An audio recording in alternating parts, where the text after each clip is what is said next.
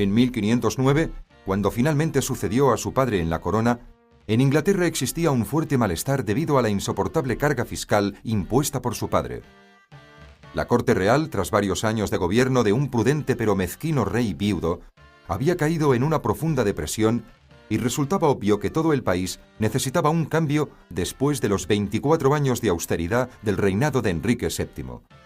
Por tanto, la ascensión al trono del nuevo rey fue recibida con gran optimismo y entusiasmo. Todo el país pareció impregnarse del ambiente esperanzador que acompañó a la sucesión del trono, encarnada por su atractivo y atlético nuevo príncipe. Uno de los cortesanos del rey, Lord Mountjoy, resumía esta atmósfera jubilosa en una descripción llena de alabanzas hacia el nuevo monarca. Si pudierais ver cómo la alegría por tener un príncipe tan magnífico nos invade, cómo ponemos en su vida las más grandes esperanzas, no podríais contener vuestra dicha. La extorsión ha sido desterrada y la liberalidad distribuye la riqueza con mano pródiga, ya que nuestro rey no piensa en oro o joyas, sino en la virtud, la gloria y la inmortalidad. Hace poco me dijo, desearía ser más sabio, a lo que yo le respondí, no esperamos de nuestro rey que nos demuestre su gran amplitud de conocimientos, sino simplemente que apoye el estudio. Con toda seguridad, replicó, puesto que sin eruditos apenas podríamos vivir. ¿No es la observación más inteligente que podría hacer un príncipe? Sir Tomás Moro, quien más tarde sirvió a Enrique como Lord Canciller, apenas podía refrenar su entusiasmo por el nuevo rey. Tiene el don de hacer sentir a cada persona que le tributa un favor especial, igual que las viudas de Londres que rezan ante la imagen de Nuestra Señora en la torre, hasta que alguna de ellas cree que le sonríe a ella. Algunos años más tarde, Tomás Moro vería las cosas de forma muy diferente. Siendo un hombre de profundas convicciones, no acató la orden de Enrique de abandonar sus creencias católicas cuando el rey perseguía sus ambiciones políticas personales, y este rechazo le costaría la vida. Pero en estos primeros años de su reinado, tan optimistas y venturosos, Enrique ya empezaba a manifestar inquietantes indicios del autócrata despiadado y todopoderoso en que se convertiría con los años. Estoy contento con lo que tengo. Únicamente deseo gobernar a mis súbditos. No obstante, no permitiré a nadie que tenga el poder de gobernarme, ni nunca toleraré una circunstancia similar. El regocijo del pueblo aumentó aún más con la noticia de que la futura esposa de Enrique sería Catalina de Aragón, la popular princesa española que había estado casada con Arturo, su hermano mayor. Tras la trágica muerte de Arturo, Catalina inmediatamente pasó a ser la prometida de Enrique, el nuevo príncipe de Gales, con el fin de preservar la importante alianza establecida con España. Hija de Isabel de Castilla y Fernando de Aragón, Catalina era una joven atractiva, orgullosa y alegre que se había adaptado bien a las costumbres de la corte inglesa. Ahora que ya era rey, Enrique deseaba confirmar lo antes posible su compromiso matrimonial con una rápida boda. Seguramente no se trataba solo de un matrimonio de conveniencia, puesto que la joven pareja dejaba entrever un amor y un afecto genuinos. Aunque fuera libre, la elegiría para hacerla mi mujer antes que a cualquier otra. La felicidad del rey fue completa cuando el día de Año Nuevo de 1511 su mujer trajo al mundo un varón aparentemente sano que se llamaría Enrique. El rey, rebosante de alegría, realizó un peregrinaje de agradecimiento al santuario de Nuestra Señora de Walsingham y dispuso la realización de toda una serie de lujosas celebraciones que culminaron con un torneo de 2 días en Westminster. Pero la dicha del rey y la reina duró muy poco, porque 10 días más tarde, el príncipe infante cayó enfermo y murió. Para Enrique supuso un duro golpe, pero tras un periodo de luto público y profundo, se obligó a hacer frente de nuevo a los asuntos de Estado. En aquel momento, había cuestiones que requerían su inmediata atención. En efecto, en noviembre de 1511, Enrique había recibido una propuesta del rey Carlos I de España y el Papa Julio II para constituir una santa alianza contra Francisco I, rey de Francia. Esta nueva alianza declararía la guerra a Francia y los beneficios de tal empresa se repartirían a partes iguales. Siempre interesado en encontrar nuevos ingresos para las arcas reales, Enrique aceptó con entusiasmo esta alianza y poco después arrastró a su país a lo que podía ser descrito legítimamente como una guerra santa. Los preparativos se dejaron en manos de un miembro del clero muy capaz y ambicioso llamado Thomas Wolsey. Este llevó a cabo su cometido con unos resultados tan satisfactorios que cuando Enrique volvió de la guerra, inmediatamente ascendió a Wolsey de limosnero a primer ministro, un salto a la fama meteórico y sin precedentes. En octubre de 1515, el rey estaba tan encandilado por el brillante hijo de un carnicero de Ipswich que escribió al Papa para pedirle que nombrara a Wolsey cardenal. Antes de 2 años, Wolsey pasó a ocupar el principal cargo de la nación, el de Lord Canciller. Desde entonces y durante 15 años, Enrique y Wolsey constituyeron una formidable asociación y gobernaron Inglaterra con una eficiencia que no se detenía ante nada. Se ha observado que ambos tenían un cierto parecido físico y que ciertos rasgos de su personalidad eran muy similares. Ambos eran hombres sin escrúpulos y avariciosos, y estaban obsesionados por la búsqueda de los placeres de la carne. A pesar de que Wolsey no gozaba de gran popularidad, tenía mucho talento y una aguda inteligencia, además de ser un esforzado trabajador y un hombre leal. Su fidelidad hacia Enrique no ofrecía duda alguna. Durante este periodo, los repetidos intentos de Enrique y Catalina de tener un hijo varón y heredero al trono habían desembocado en amargos desengaños. A la muerte del infante Enrique le siguió el nacimiento de un hijo muerto en 1513 y después un parto prematuro en noviembre del año siguiente. No obstante, la suerte de la infeliz pareja pareció cambiar cuando en febrero de 1516 la reina dio a luz una niña sana a la que llamaron María. Pero ya Enrique albergaba serias dudas acerca de la capacidad de Catalina de darle un príncipe. A esto había que añadir que los numerosos embarazos inevitablemente habían afectado a la figura y el aspecto de Catalina, lo cual hizo divagar el interés de Enrique hacia otros objetivos. En 1518 vivió un apasionado romance con una cortesana llamada Elizabeth Blount, la cual, por aquellas ironías de la vida, le dio un hijo varón a quien llamaron Enrique Fitzroy. En 1520, Enrique pudo disfrutar de una tregua en sus preocupaciones de Estado cuando se celebró la paz con Francia en un acontecimiento espectacular, habitual en la época, en que pasó a ser conocido como el Campo del Paño de Oro. Allí, Francisco I y Enrique VIII se reunieron para consolidar su nueva amistad en una fastuosa celebración que tuvo lugar en una llanura del norte de Francia, iniciando de este modo una cordial entente, impensable unos pocos años antes. Se erigieron palacios dorados en los que durante varios días se llevaron a cabo celebraciones, banquetes y justas. La paz quedó sellada con el compromiso entre la princesa María, de tan solo 2 años de edad, y el joven Delfín de Francia. No obstante, en la Europa continental, la incertidumbre religiosa y la insatisfacción seguían estando presentes, sentimientos de los que se hizo portavoz el alemán Martín Lutero, quien finalmente encendió la llama del protestantismo. La inconmensurable indignación del rey Enrique, hasta entonces un militante y devoto católico, provocada por las nuevas doctrinas e ideas que estaban suscitando un apasionado debate en toda Europa, le hizo erigirse en paladín defensor de la antigua religión.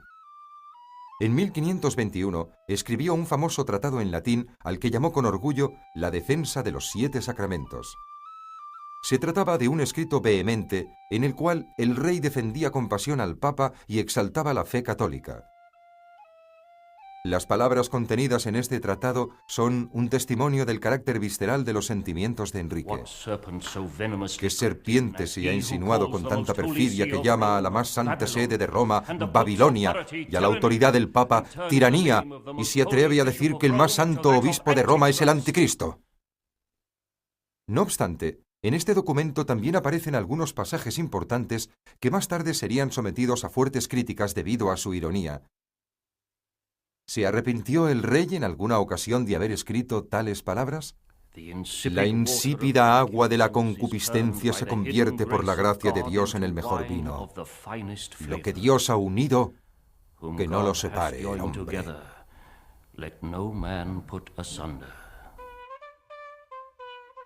En Roma, el Papa, naturalmente, recibió el documento de Enrique con un acalorado entusiasmo y se dejó adular por los versos que el rey le había dedicado.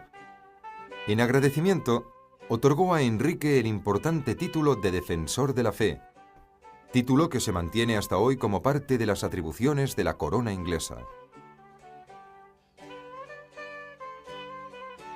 A pesar de la buena marcha de los asuntos en el exterior, el matrimonio real pasaba por un momento muy difícil.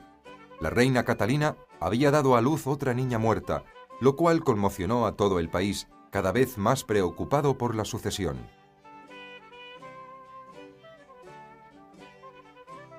Enrique estaba ahora sumido en la desesperación por su incapacidad para proporcionar a sus súbditos un heredero varón al trono, y su frustración respecto a Catalina, quien no había podido satisfacer sus deseos, se había convertido en amargo desprecio. Probablemente ya había tomado la decisión de intentar divorciarse de Catalina cuando en 1527 conoció a Ana Bolena, de la que se enamoró perdidamente. Ana era la hija de Sir Thomas Boleyn y había crecido en la corte francesa, donde había adquirido una encantadora elegancia. Uno de sus contemporáneos la describía así: Doña Ana no es una de las mujeres más bellas del mundo. Es de estatura mediana, tez morena, cuello largo, boca grande y busto discreto. En realidad solo cuenta con el apetito del rey de Inglaterra por sus hermosos ojos negros.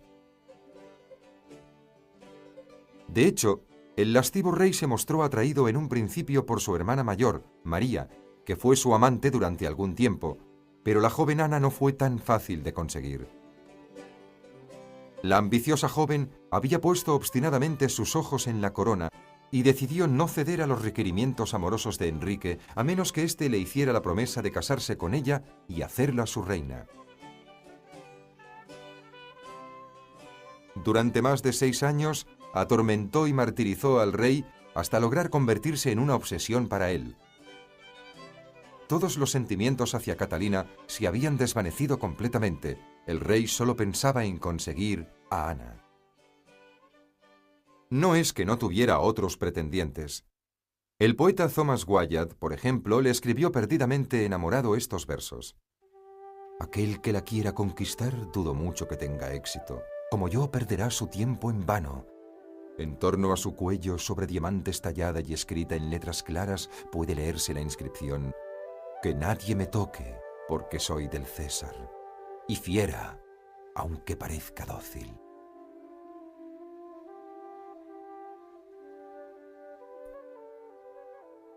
Enrique también estaba completa y desesperadamente enamorado, y el ardor de su amor crecía ante la negativa de Ana a ceder a sus insinuaciones. Hace ahora más de un año que me hirió el dardo del amor. Debería complaceros el hecho de hacerme el servicio de una amiga y amante leal y entregaros en cuerpo y alma a mí, que he sido y seré vuestro más leal servidor. Yo os prometo no solo el nombre que os merecéis, sino también que seréis mi única dueña, apartando a todas las demás de mi pensamiento y de mi afecto, y os serviré a vos únicamente. Se dice que el rey escribió la canción Mangas Verdes en honor de Ana Bolena.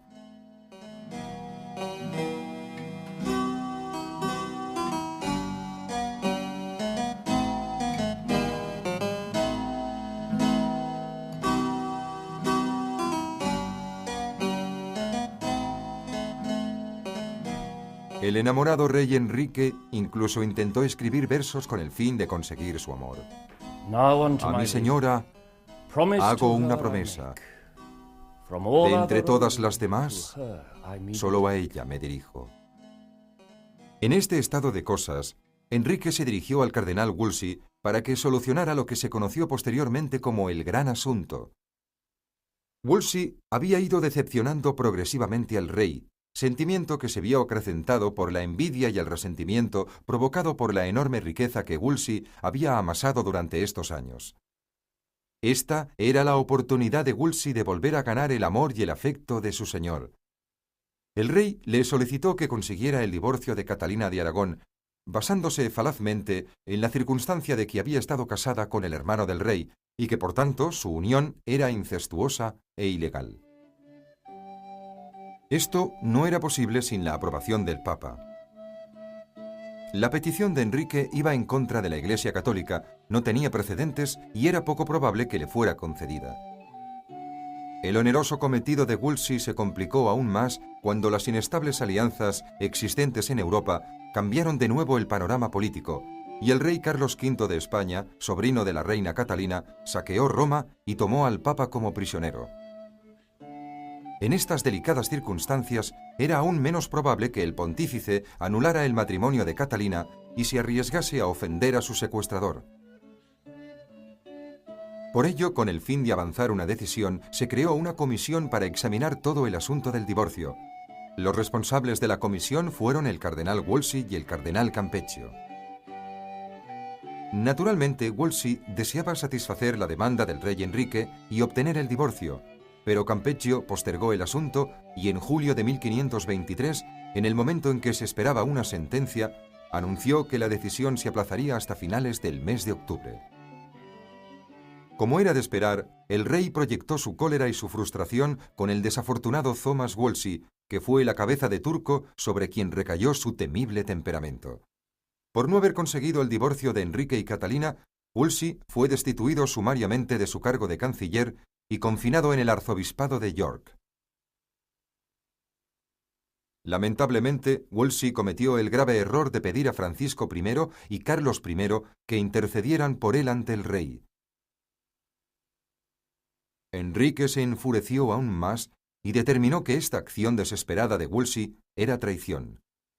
En consecuencia, ordenó el arresto de su antiguo servidor y que se le condujese a Londres para hacer frente a los cargos que se le imputaban.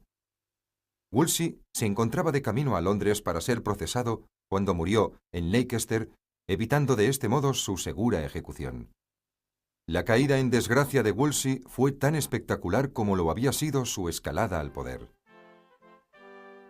En julio de 1531, Enrique salió del castillo de Windsor en secreto para ir de caza con Ana. Nunca más volvería a ver a su mujer Catalina, a quien se le ordenó que se trasladase a la antigua casa de Wolsey en The Moor, Chelsea, y además se le prohibió escribir al rey o ver a su hija, la princesa María. Para la desconsolada reina, que era tan solo una desvalida marioneta en el juego del poder, esta presión fue más de lo que podía soportar. Así se confió a una de sus damas de honor. Mi sufrimiento bastaría para justificar el asesinato de 10 hombres, más aún cuando soy una mujer desventurada, que no ha hecho ningún daño.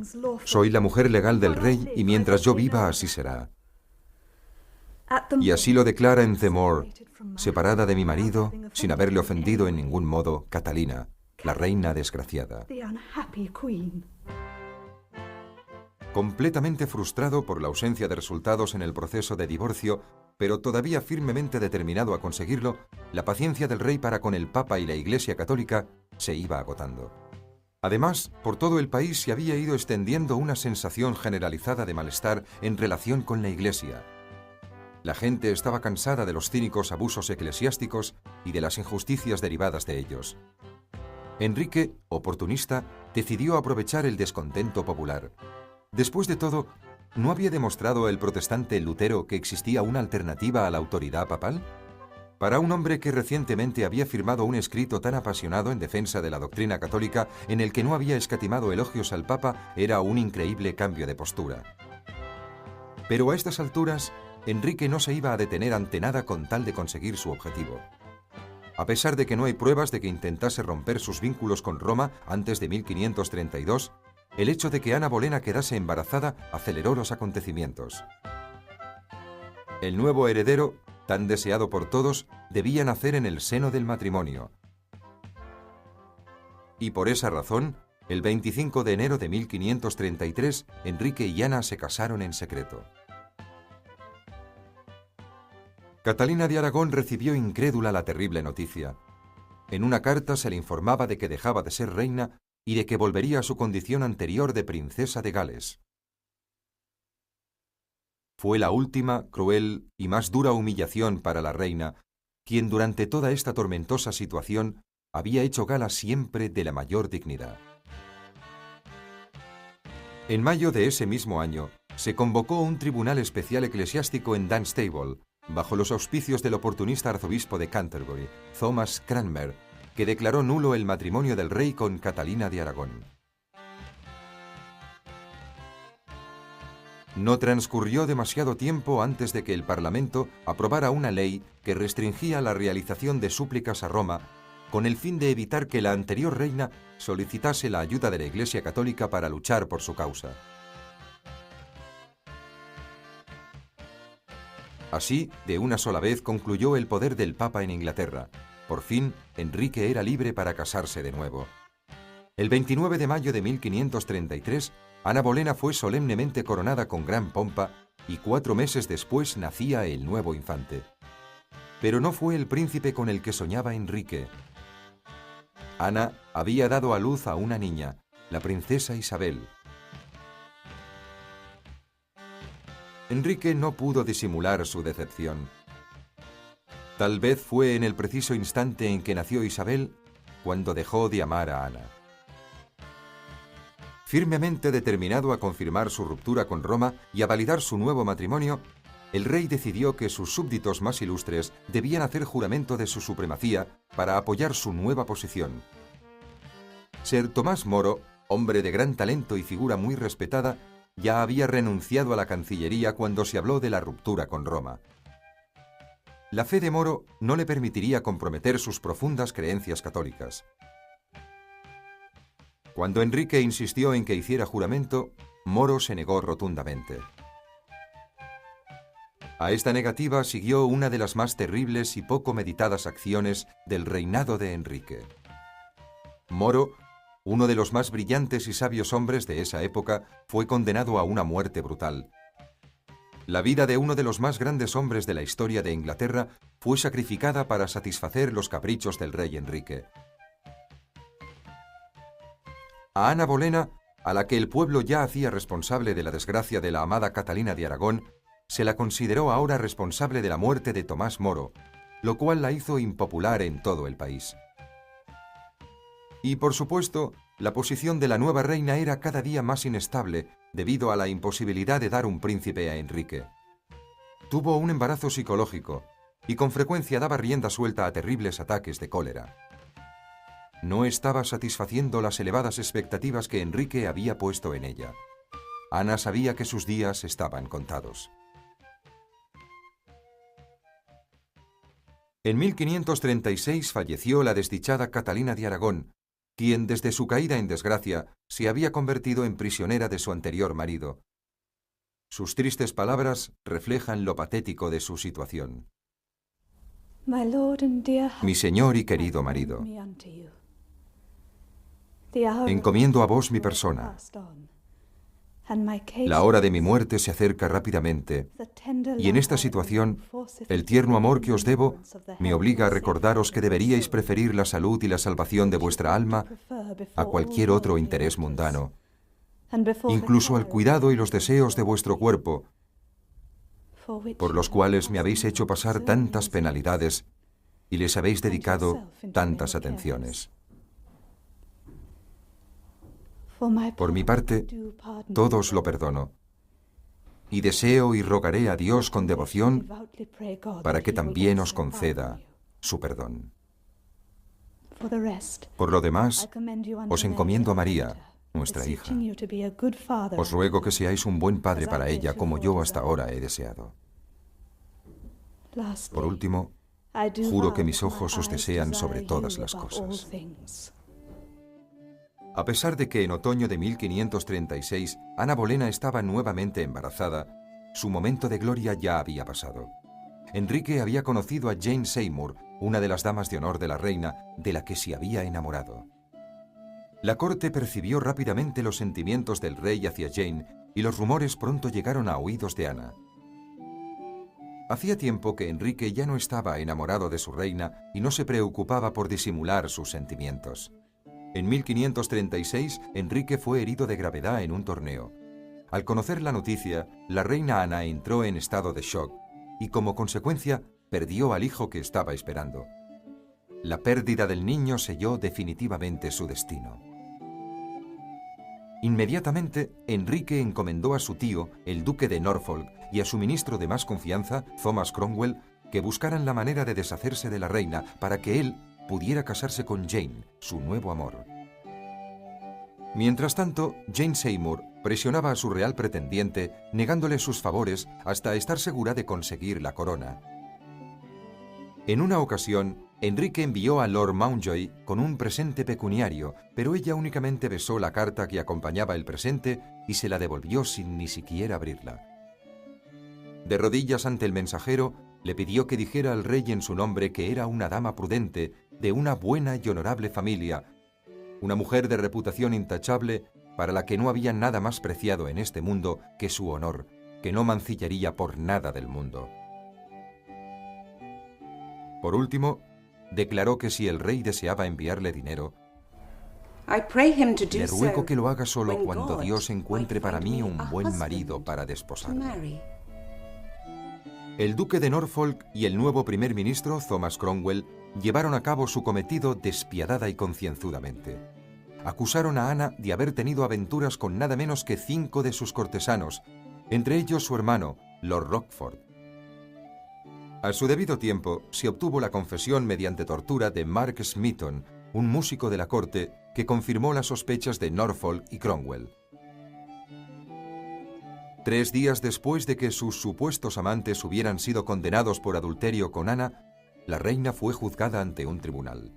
Acusada de participar en una conspiración para asesinar al rey al prometer a uno de sus amantes que se casaría con él, ya estaba prácticamente condenada antes de que comenzase el juicio. No obstante, Ana aceptó su destino con la dignidad de una verdadera reina. No defiendo que siempre le haya mostrado la humildad que su bondad hacia mí merecía. Confieso que he cultivado celos y sospechas y que no he sido lo bastante discreta y sabia para disimularlos. Pero Dios sabe, y es mi testigo, que no he pecado contra Él de ningún otro modo. No crean que digo esto con la esperanza de prolongar mi vida. Dios me ha enseñado a aceptar la muerte y Él reforzará mi fe.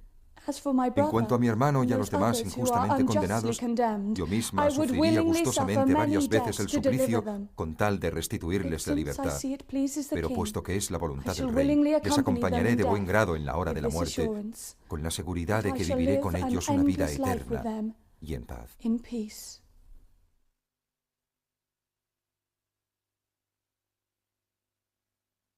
A pesar de que Ana había muerto, la reforma de la Iglesia en Inglaterra que indirectamente había puesto en marcha continuaba a un ritmo acelerado. Entre 1534 y 1535 se llevó a cabo un estudio sobre las riquezas de la Iglesia conocido como Valor Ecclesiasticus. En él se hacían patentes los bienes que podían confiscarse a la Iglesia para las reales arcas. El año siguiente, el Parlamento abolió todas las instituciones religiosas cuyos ingresos netos eran inferiores a las 200 libras anuales. Todas sus tierras y riquezas pasarían a manos del rey. La supresión de los monasterios inició una revolución que afectó a la vida eclesiástica, la estructura de la sociedad e incluso al paisaje, ya que las abadías y conventos, monasterios y prioratos fueron saqueados, sus habitantes expulsados y los edificios derruidos.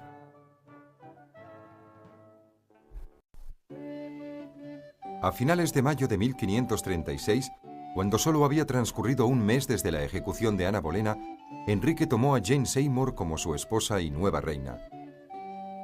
Su lugar en el corazón de Enrique parecía asegurado cuando el 12 de octubre de 1537 dio a luz un niño sano tras un parto difícil que duró más de 3 días con sus noches. A pesar de ello, aparentemente parecía haberse recuperado bien, como mínimo lo suficiente para escribir con orgullo a Thomas Cromwell las siguientes palabras. Hemos traído al mundo a un príncipe concebido en el más legítimo matrimonio entre mi señor, su majestad el rey, y nos. and us. Pero tras unos días mostró síntomas de enfermedad, probablemente fiebre puerperal, y antes de que pasaran 2 semanas del nacimiento del príncipe Eduardo, Jane Seymour murió.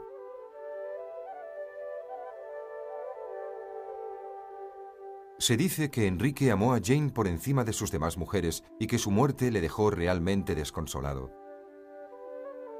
Con el paso de los años, dispuso que a su muerte colocaran su propio féretro al lado del de ella, lo cual demuestra su afecto hacia la madre de su único hijo varón. Con todo, la peste y la viruela asolaban el país, por lo que el rey creía que no podía estar tranquilo con un solo hijo varón y decidió buscar otra prometida.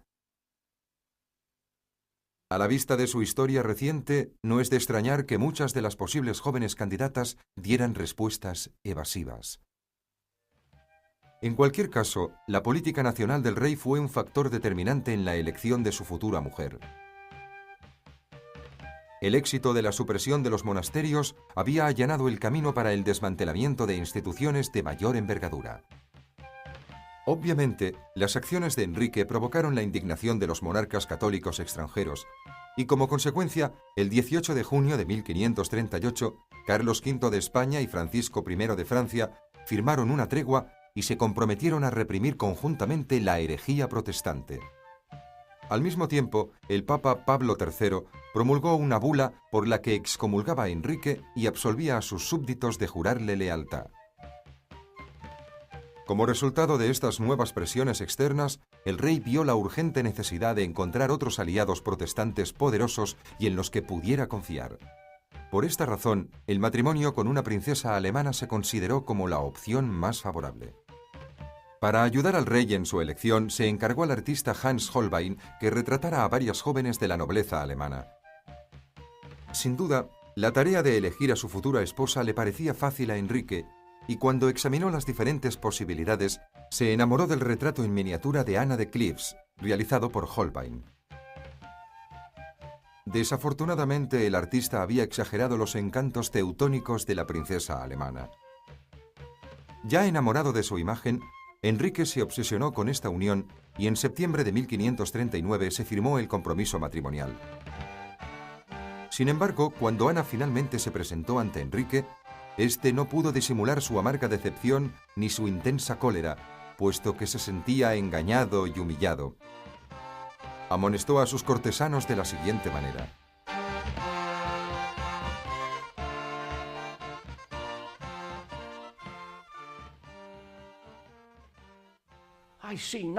no veo nada en esta mujer que coincida con los informes que mis hombres me han dado de ella. Y me pregunto cómo hombres tan sabios hayan podido hacer tales informes. Si hubiera sabido todo lo que sé ahora, ella nunca hubiese pisado este reino. Se dice del rey que se había referido a su nueva prometida como la yegua de Flandes. Se rumorea además que se pasó la noche de bodas jugando a las cartas con ella para evitar cualquier tipo de intimidad. Esta historia puede que sea falsa, pero en cualquier caso resume perfectamente los sentimientos de Enrique hacia su nueva reina. Ana sufrió una humillación innecesaria, puesto que el rey simplemente no tenía ningún interés en disimular su desagrado. Por sus pechos y su vientre no parece una doncella. Cuando la siento a mi lado me afecta de tal modo que no tengo voluntad ni valor para proseguir. La desafortunada Ana, sola y rechazada en un país extranjero, pronto se convirtió en una figura solitaria e infeliz. Apenas podía soportar el dolor por la frialdad que mostraba hacia ella su nuevo marido, a pesar de que el matrimonio originariamente había surgido de una necesidad política. Así se confió a una de sus damas de honor. Cuando viene a la cama me besa y me toma la mano diciendo «Buenas noches, mi amor». Por la mañana me besa y se despide de mí diciendo «Adiós, querida». ¿No es esto suficiente? He kisses me and biddeth me farewell, darling. Is not this enough? El artífice de la desastrosa unión entre Enrique y Ana había sido Thomas Cromwell, primer ministro del rey, quien hasta entonces había sido su asesor de mayor confianza. Nacido en 1485 en Putney, Cromwell era el hijo de un herrero y había escalado los diversos grados